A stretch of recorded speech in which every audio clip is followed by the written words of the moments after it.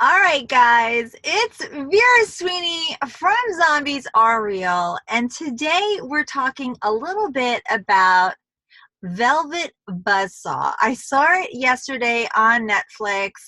Um, I don't want this to be a conversation where I insult people's work. So let me just try to the best of my ability to be kind to this movie, because I know that a lot of hard work and effort went into this movie. So let's just say that I'm trying to be a person that finds the good in all things. But I will say the scariest thing that came out of Velvet Buzzsaw was Morph's flip phone and Josephina's bad attitude.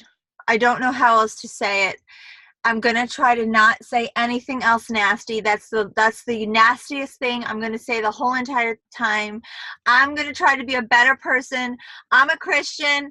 I'm not gonna be mean, but my Lord, that was not scary. That was molasses. That was the slowest movie.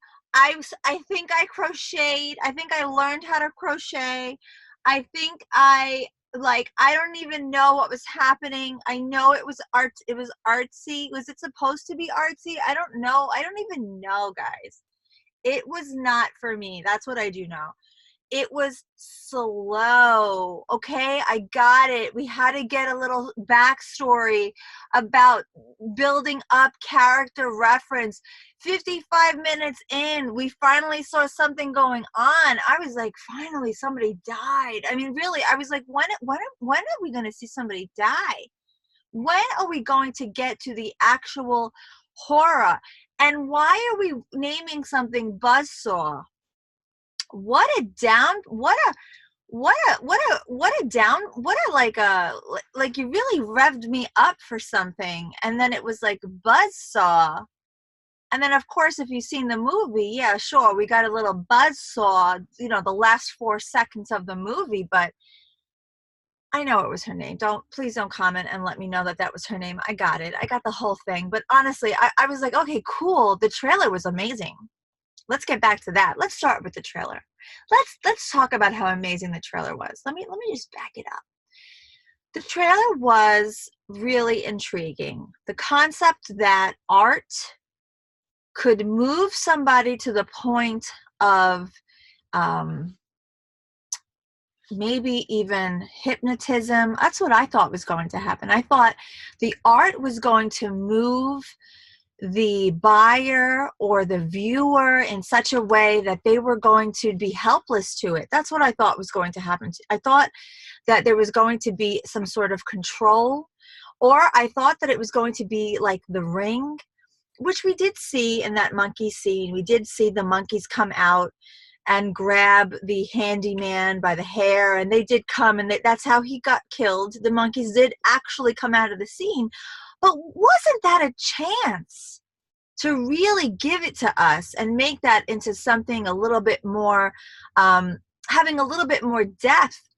To get the monkeys out, throw him around the room, bring him back into the painting, make him part of the painting. There was so much more that could have been done with that scene. And I really was hoping that it was going to be a cross between The Ring and I can't remember another movie that had this sense where the victims became part of the paintings. I was really hoping that all of the paintings that we saw were the victims of the spiritual hokey pokey that was going on within the magic that lied within the blood, or whatever the story was that was making these paintings so special. And they missed that. I think they really missed that opportunity. Another moment that I had really high hopes for, Renee Russo in bed, she had kept one of those special paintings in her bedroom. And actually, I will say the paintings were moving. And I am not an artsy-fartsy kind of girl. If you haven't noticed this, I'm a girl from Queens. I don't know if you caught that from my accent. But she had this painting in her room where it looked like a child on the floor, fearful that two people were coming to get her, which you assume to punish her. You assume to punish her. So it looked like somebody was about to get punished in the painting, and that person was aware that she was about to get punished. And of course, it was foreshadowing that Renee her character was going to get punished. And, you know, it sort of was, this is you, but this is you in the future. And I, in that moment, was like, this is a great moment for her to sort of be hypnotized in essence. Wouldn't it be great if she's watching this painting so long that she kneels, it forces her to kneel, and then we see two shadows in the door, and this is how she dies, because art imitates life, imitates art. Yes, yes, that's what should have happened. But then she went downstairs, and then she went outside, and yada, yada, yada. I mean, honestly, I was like, no, no, no, no, no, kneel in front of the painting, kneel in front of the painting. But it didn't happen. It didn't happen. And then Toni Collette, loved her, loved the blonde wig. I really love her. I just actually saw Hereditary. I was a little bit late with that. That was a weird movie, right? Oh, that ending. I love her. So she's really a chameleon. I think she really turns into whatever role she plays. I really enjoy her on the screen. And I like how she sort of stepped into this world, and I think she has found her place. I love that the last couple of films have really lied within this arena, and I like that. I like that she's sort of staying here for a while. So Toni is in this role. She is in love with herself. She's in love with herself. She's in the art world. She's high, you know, she's high. She's big. She's a big kahuna. She represents a big whale, buying big pieces. She has some clout in the art museum. She wants to get her buyer represented for tax purposes. She needs to have the collection that her buyer just purchased shown in the museum. She used to work there. She's pulling strings. She knows she's hot, you know what. And the night before the exhibit opens, she's walking around. She's admiring her power, quite frankly. Lights are off. She's there after hours. She's looking at everything, making sure it's the way it's supposed to be. And there's this sphere.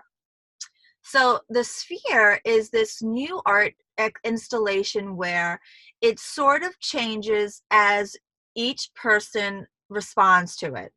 And when you put your hand into a hole, you might interact with the sphere differently than I would interact with the sphere, which I think is very interesting.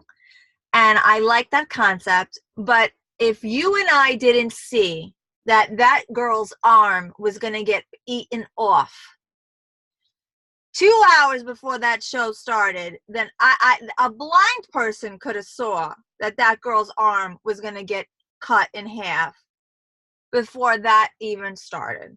I mean, that's what I'm talking about. I mean, this was just, I mean, right before that even started, I knew that was going to happen. And I don't like that. I don't like that, guys. I don't like knowing before the scene even started. As soon as I saw her standing in the dark with the sphere in the art museum, I said, this is how she's going to die. She's going to bleed to death alone. And lo and behold, she bled to death alone. I don't like that. I'm sorry. I'm trying to be positive. I can't. But okay, positive. Here's something positive. I loved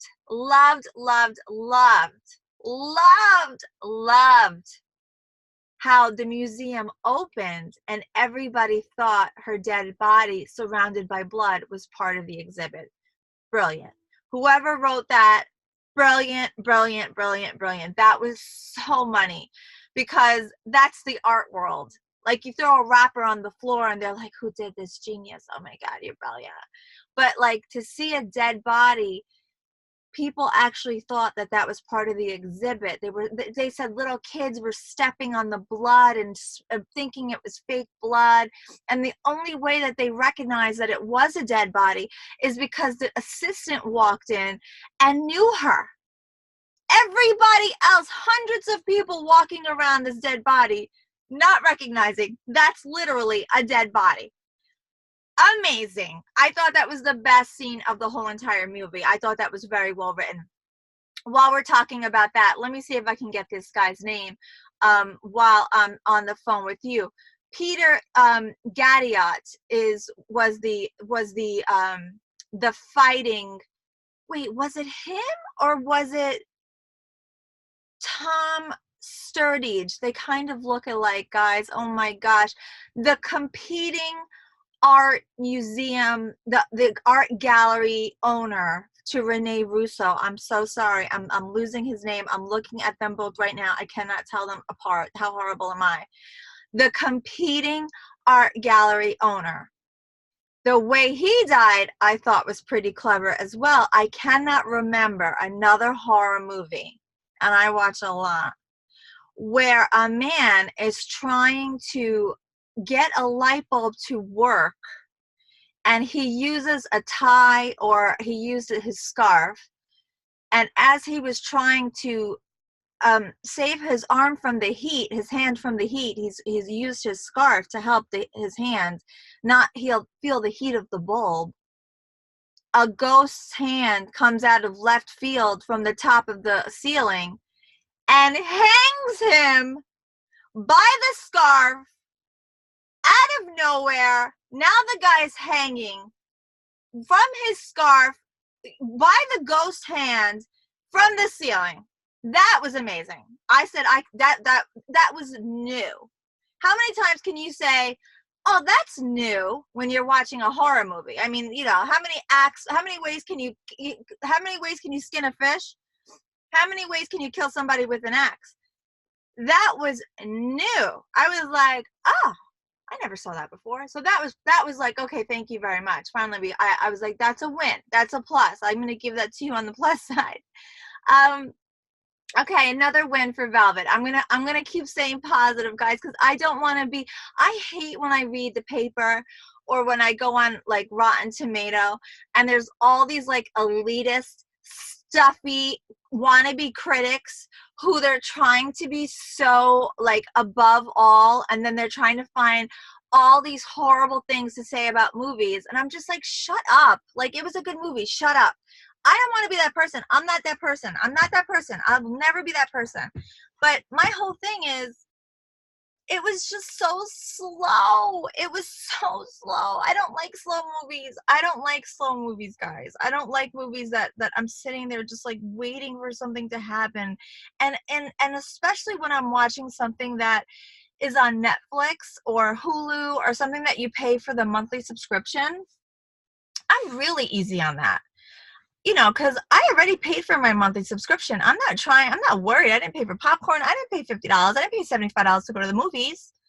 I already paid for my monthly subscription. My limits, my expectations are low. So I almost turned it off. I hate to say this. Jake Gyllenhaal was amazing. He's actually, I mean, we all know he's an incredible actor.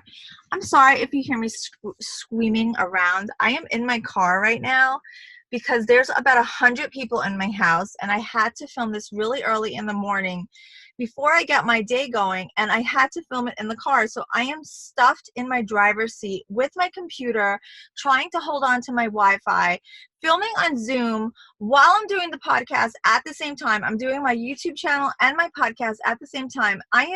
You have to see what, if you're listening to this on my podcast, you're hearing squeamish movements. If you're watching this on YouTube, you're seeing me like I should be in the circus, how I'm jammed into this little seat right now talking to you, but it's working. Okay, so Jake Gyllenhaal, chameleon. He can be a war hero. He could be anything. A cowboy. He could be a bisexual art critic who's having a nervous breakdown, and every slight mannerism that he did, it was so fine. And you just believed him. You believed him. And, you know, it's funny because I kept watching him, and it was every small detail. He, you know, he would say something and then he would bite his nails. And then he would he would slightly like just tilt his head ever so slightly. It was the tiniest mannerisms, the smallest movements that he would do. And I just said, he's excellent. I mean, he really is excellent. I believed him every step of the way. He is an excellent actor. What I am saying about the fear factor of the movie does not reflect on him in any way. I thought he brought it 110%. Everybody brought it. Renee, Toni, every single person, that even that girl from Stranger Things. Let me see. Zawe brought it.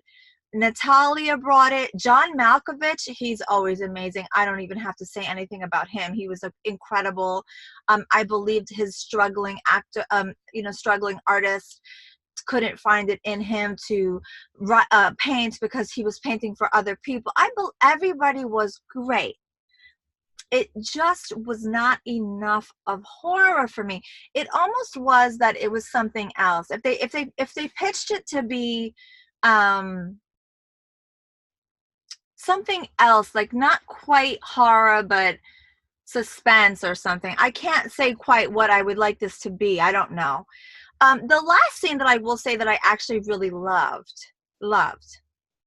was when Jake went to the art exhibit that was about sound, and he got caught into the sound exhibit, and the doors closed, and it was all his negative feedbacks that he's given from all the different art exhibits that he's been to over the years, and they were coming from all different sides, and it was almost like a tidal wave of overwhelming sensations for him, and he couldn't handle it.